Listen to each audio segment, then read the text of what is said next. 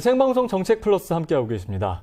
최근 때 아닌 폭염과 해수온도 상승으로 비브리오 폐혈증 환자 발생 가능성이 높아지고 있습니다. 비브리오 폐혈증 어떤 경우에 감염되는지 예방법은 무엇인지 짚어보겠습니다. 네, 박일규 식품의약품안전처 농수산물안전과장 나오셨습니다. 어서 오십시오. 안녕하세요. 네, 안녕하세요. 자, 과장님, 비브리오 폐혈증입니다. 오늘 이 방송을 보신 분들은 절대 이 병에 안 걸리도록 저희가 설명을 드려야 되는데 해마다 여름철이면 자주 언론에 나오는 병이거든요. 어떤 병입니까? 예. 비브리오 폐혈증기는 흔히 바닷물이 기온이 상승할 때 이렇게 일어나는 비브리오 폐혈증 균에 의해서 감염되는 병으로요. 예. 주로 감염 증상에 있어서 이 노약자나 네. 간 질환자 등에 있어서는 아주 위험한 급성 전염병. 급성 질환입니다. 예, 그리고 해수 온도가 한 20도 이상 되는 예. 이 여름철, 예. 또 8월에서 9월에 많이 그렇죠. 걸린다고 하거든요. 여름철에. 예, 그리고 예. 균에 어떤 취약점이 있다고 하던데요. 예. 어떤 부분들이 있습니까? 예, 비브리오 폐혈증기는 호염성, 예. 염도가 높은 1 내지 30%의 식염 농도가 되는 데서 자라는 이렇게 균으로서요. 예. 강하구나. 연안의 바닷가의 연안의 바닷물이나 갯벌 등에서 또 각종 어패류에서 이렇게 서식하고 있고요. 네. 예. 특히 염분이 비교적 낮고 또 유기물질이 많은 갯벌이나 모래가 많고 이런 바닷물 깊이가 얕은 이런 우리나라의 서해안이나 남해안 지역에 네. 특히 검출률이 높습니다. 아, 그렇군요. 예. 지금 이제 비브리오 폐혈증에 대해서 저희가 자료를 준비했는데 이 비브리오균이 냉장 온도 5도에서는 증식을 하지 못하는군요. 예, 그리고 열에 그러네요. 굉장히 약하기 때문에 어패류를 익혀서 먹는 경우는 상관이 없겠군요. 예, 그렇습니다. 예. 예. 그렇다면 어떤 경우에 이 비브리오 폐혈증에 걸리게 되는 걸까요? 예, 비브리오 폐혈증은 오염된 해산물로 인해 섭취할 때 네. 걸리고요. 상처가 난 사람들이 이 상처 부위를 통해서 바닷물에 접했을 때 예. 감염되고 있습니다. 네. 상처가 났을 경우에는 바닷물에 안 들어가야겠네요, 그러면. 그렇죠. 바닷물에 들어가지를 만에 오염된 바다, 특히 오염된 바다나 또 갯벌 이런 네. 데서도 들어가는 것을 삼가야 됩니다. 예. 그렇군요. 자, 그렇다면 비브리오 폐혈증에 걸렸을 때 어떤 증상이 나타납니까? 예, 건강한 사람에 있어서는 네. 구토나 설사, 복통 등의 소화기에 이런 증상이 나타나고요. 예. 예. 하지만 이런 간질환자나 노약자인 경우에 있어서는 발열 오한 또는 발열 오한과 또 피부에 네. 예. 부종 아. 또는 수포 또는 괴사가 이르고 또는 심한 경우는 폐혈증 쇼크까지가 이르게 됩니다. 네, 폐혈증 예. 쇼크요. 예. 그러니까 비브리오 폐혈성이라는 지금 그런 질환, 폐혈증이라는 질환인데 폐혈성 쇼크라는 건 조금 더 좀 쉽게 설명해 주시죠. 예. 예. 비브리오 보통 폐혈증이라 하면 혈관에 이런 네. 균들이 감염이 돼서 몸 전신에 감염이 되는 거고 예. 예. 이런 경우에 있어서는 쇼크를 일으킬 수 있습니다. 그래서 폐혈증이 있고요. 아, 그렇군요. 오염된 또한 음식물을 날로 먹을 때는 네. 잠복기가 평균 한 2일로 3시간 내지 8일 정도의 잠복기를 가지고 있는데 예. 예. 급작스럽게 발열을 하든지 오한, 구토 이런 설사 증세가 있고요.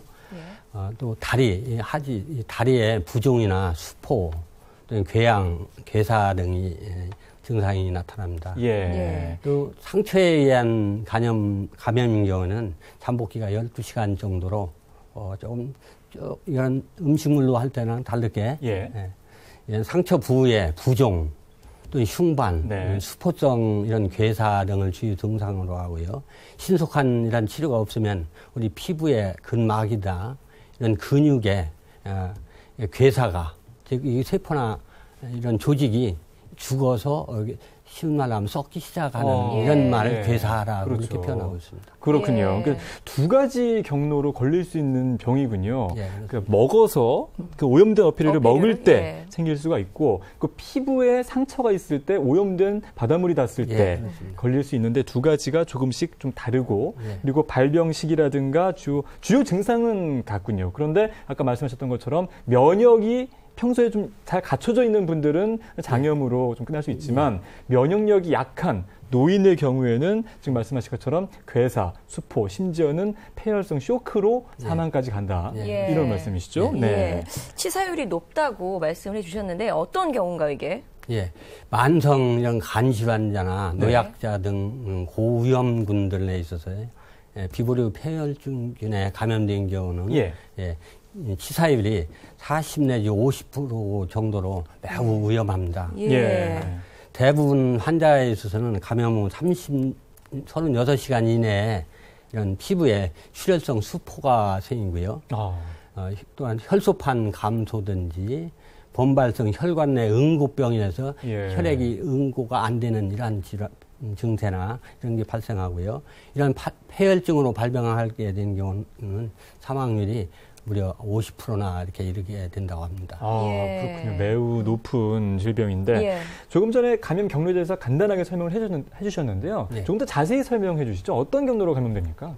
주로 오염된 해산물을 날것으로 섭취하든지 덜 익은 상태로 이렇게 먹는 거나 또는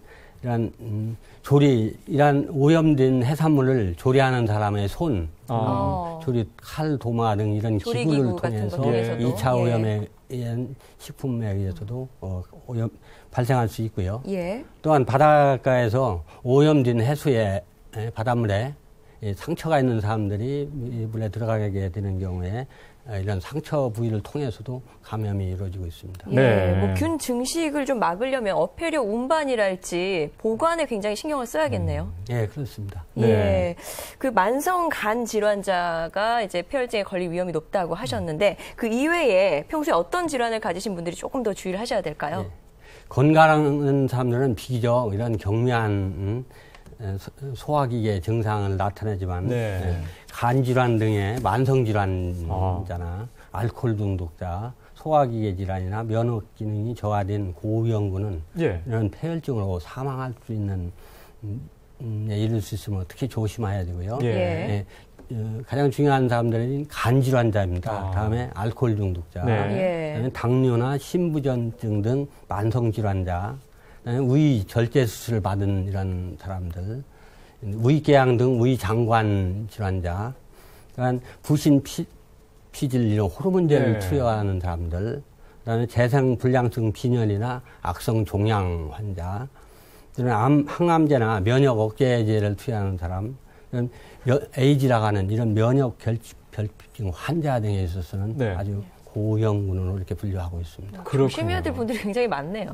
지금 말씀하신 그런 분들은 특히 해산물을 드실 때는 반드시 익혀서 드시는 게 굉장히 중요하겠습니다.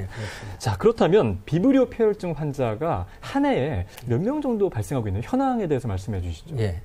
질병관리본부의 통계 자료에 의하면은 연간 한 60여 명 정도가 이렇게 늘 발생하고 있는데요. 주로 여름철에 발생하고 특히 8, 9월 달에 환자 발생이 집중되는 경향이 있습니다. 그렇군요. 저희가 지금 자료를 준비하고 했습니다. 비브리오 폐혈증 월별 환자 발생 현황인데요. 확실히 8월과 9월 이때 많이 높게 나타나는군요. 지금 2011년부터 2014년 자료를 보여드리고 있는데 역시 8월부터 9월 그리고 2014년의 경우에는 9월에 환자가 굉장히 많이 발병했습니다. 이때 그 한 해 동안 발생할 수 있는 환자가 다 발생을 하는 거네요. 그러네요. 60여 명 정도.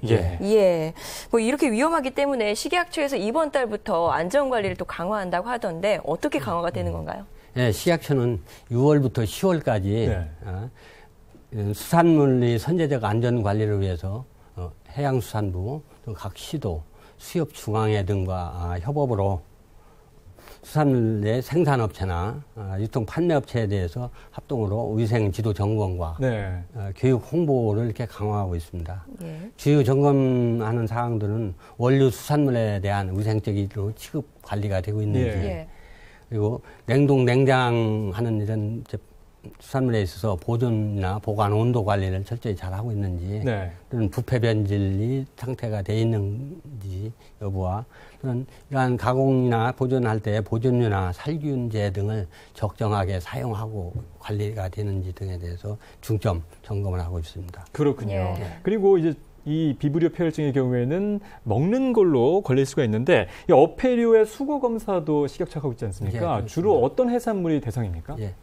여름철에 일반 국민들이 많이 섭취하는 붕장어나 전어 또는 멸치, 낙지, 쭈꾸미, 오징어 또는 꽃게나 키조개 또는 소라, 고등류 등에 대해서 수거 검사를 실시합니다. 이러한 것에 대해서 검사 항목으로는 주로 세균이나 대장균, 비브리오나 이런 리스테리아 등 병원성 미생물과 또 한편 납, 카드뮴 이런 수은 등 중금속에 대해서도 검사하고요. 방사능에 오염되어 있는지도 같이 검사하고 있습니다. 그렇군요. 이렇게 치사율이 높은 이 비브리오 폐혈증 어떤 식으로 좀 예방을 해야 될까요? 마지막으로 말씀해 주시죠. 감염을 피하기 위해서는 유의해야 할 게 첫째, 어패류는 수돗물로 한 2, 3회 이상 충분히 씻고 핵감염 칼과 도마는 반드시 구분해서 사용해야 됩니다. 두 번째로 사용한 조리 기구는 깨끗이 씻어서 열탕 소독 후 건조해서 2차 오염을 방지해야 되겠고요. 셋째는 어패류를 구입하신 후에는 신속하게 냉동 보관해서 식중독의 증식을 억제해야 됩니다. 넷째로 간 질환자 등 이런 고위험군의 경우에는 어패류를 날로 먹지 말고 반드시 85도씨 이상으로 가열 조리한 후 섭취해야 안전합니다. 마지막으로 상처가 난 사람들은 피부를 통해서도 감염될 수 있으므로 오염된 바닷가에 들어가는 것을 삼가하셔야 합니다. 잘 알겠습니다. 자, 지금까지 박일규 식품의약품안전처 농수산물안전과장과 함께 비브리오 폐혈증의 증상과 예방법 등에 대해 자세히 알아봤습니다. 오늘 말씀 고맙습니다. 감사합니다. 감사합니다.